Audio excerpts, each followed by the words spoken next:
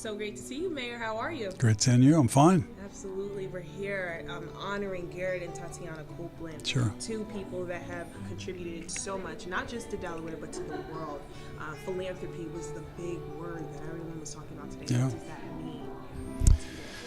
Well, I think it's more than just writing a check. It's the way people feel about a community. I think the contributions they make are an investment, an artistic or spiritual investment into a community. So I think the Copelands, in my mind, share kind of the spirit and the soul of the city. Absolutely, and you yourself have taken time to invest and really cultivate into this city itself. Why did you get involved with giving back and helping your community? Well, I worked for 20 years on the riverfront, and that was a labor of love, and we had a great return on the invested work that we put in down there, and I think I just wanted to see it continue in other parts of the city that hadn't done as well because they hadn't received the big investment that we did down on the riverfront from the General Assembly and from members of council over the years. So we just felt we could kind of employ the same practices that work down there in the rest of the city. Absolutely. When I think of the small businesses that are rising here in Sure. Delaware, they might look at Gerret and Tatiana and say, those are big shoes to fill. How do I do that? What's some advice that you would suggest to get started on that?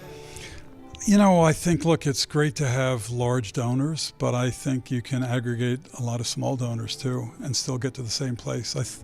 I always think that in our city, which is a small city where we don't have a great breadth of wealthy contributors and philanthropists, we've got to do it $100 or $500 at a time. So we just can't look for someone to write a check for $1 million. We got to go out there and get broad support. So when we get a good idea, we get not unlike what you see happening across the country when they support, people support political candidates. They're raising tens and twenties of millions of dollars in $40 contributions. So the idea is to generate enthusiasm for your cause, and then I think you'll find people willing to support them.